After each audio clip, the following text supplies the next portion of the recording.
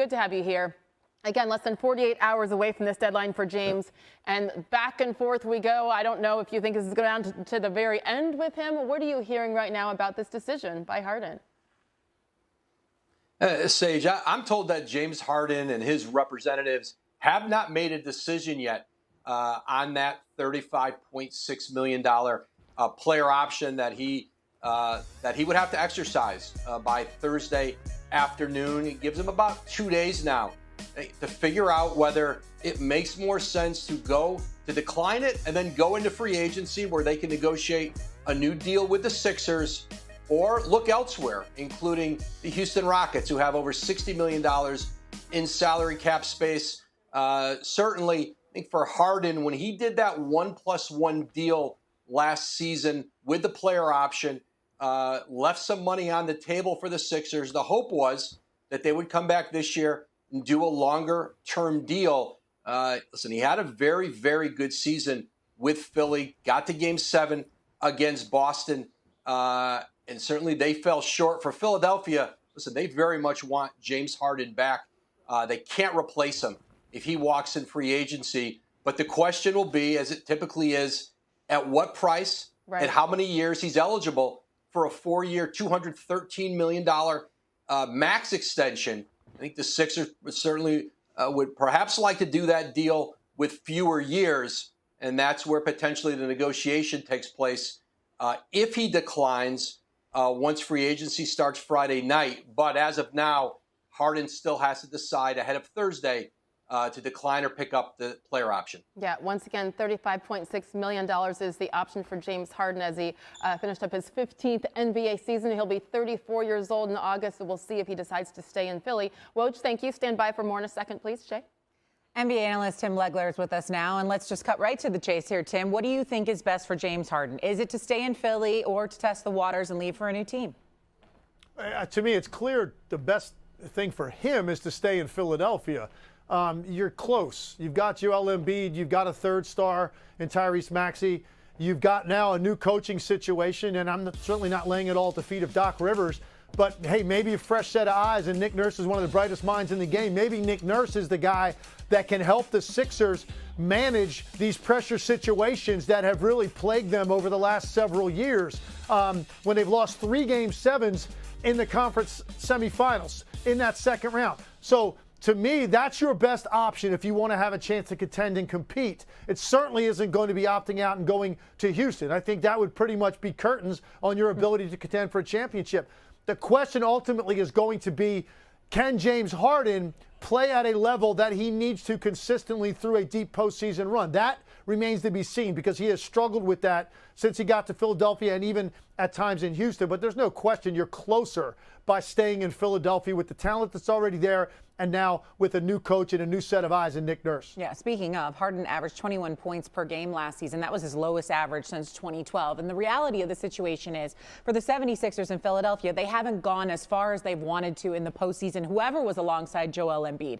So let's look forward to his future. If Harden is there, they don't go all the way to the finals next year, what happens with Embiid in Philadelphia going forward?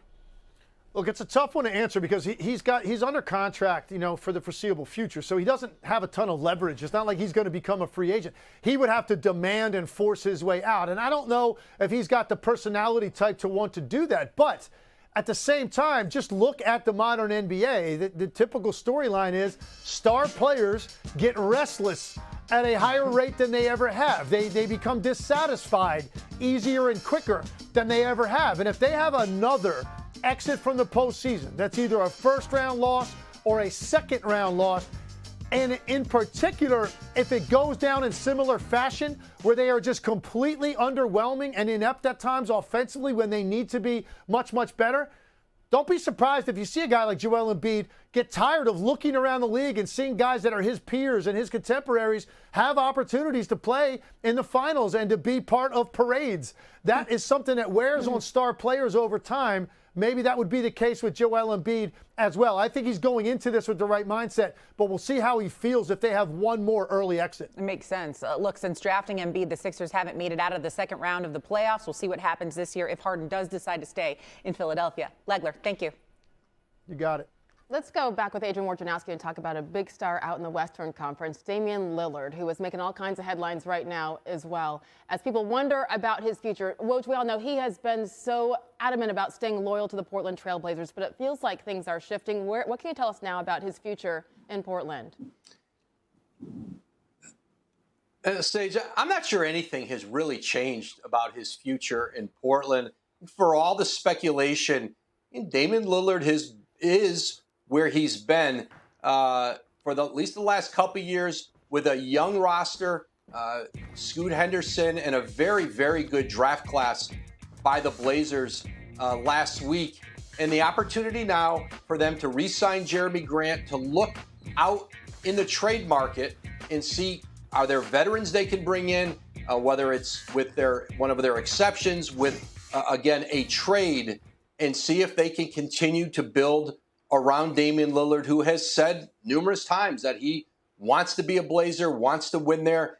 He met with the front office yesterday, and the kind of meeting that star players have with their organizations all the time. So I think for all the belief that that some sort of a trade request is imminent, I think the facts speak to Damian Lillard is stationed in Portland. This is where he has said he wants to be. And the organization now has the opportunity over the next week plus, 10 days, 2 weeks in free agency, to see how they can improve this roster and certainly bring in some players who could help more in the short term. For the longer term, they've got a really good young group of players, including Shaedon Sharpe, who they drafted last year in the lottery, who you would expect might make a really big jump this season. NBA front office insider Bobby Marks joining us live in studio to take us through both options. First and foremost, if Draymond Green ends up staying in Golden State, what would it mean dollar-wise, salary cap perspective? How does that happen? Yeah, this is where they are right now, Golden State. They are already paying a $73 million luxury tax penalty without Draymond Green on the roster.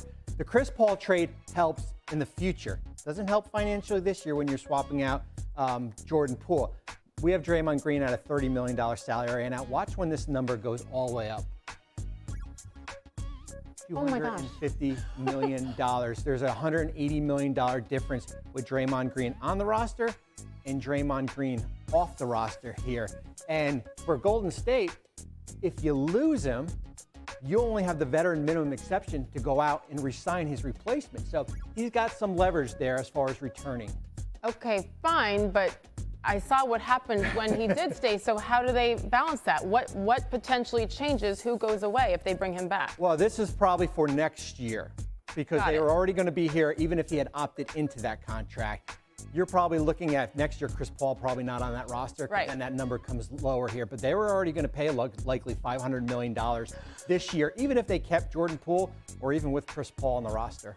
Okay, so that's that side of it. What about other teams, other potential fits for Draymond Green right now? What do those look like? Yeah, if things hit a snag as far as with Golden State, I have my eyes on Sacramento, right around $33 million in cap space. Keep an eye on Domantas Sabonis as far as his contract. He can be renegotiated up, potentially give him a little bit of a raise. But if they don't, they've got the money to go out and sign a player like Draymond Green. It would cost them likely Harrison Barnes, who's a free agent here. But when you slide him in, you still have a little bit of money left, and that's where he slides in there. So I would think only in the case where maybe Golden State plays a little bit of hardball, but for them, they can't afford to lose Draymond Green. They can't, but let's play this scenario out real quick. First of all, after he apologizes to Domantas Sabonis for what happened in the postseason, right? This fit makes sense for a lot of reasons. Wow, that would be quite a pairing. But also, maybe more importantly, the Mike Brown factor, who is a longtime assistant there in Golden State. They know each other well, very good relationship. That is the X factor. But you say Draymond has the leverage. He has the leverage in Golden State just because they can't afford to lose him. You know, I mean, of course, Joe Lacob can save $180 million, but they would go from probably competing for a championship to certainly maybe even a play-in team. Right. Joe Lacob has the $180 million, and he wants another ring, I'm sure. So we shall see. This one is going to be fun to watch. But how about this, Shay? You never know. If he just goes down the road to Sacramento, we'll keep an eye on this. Bobby Marks will in particular. Thank you.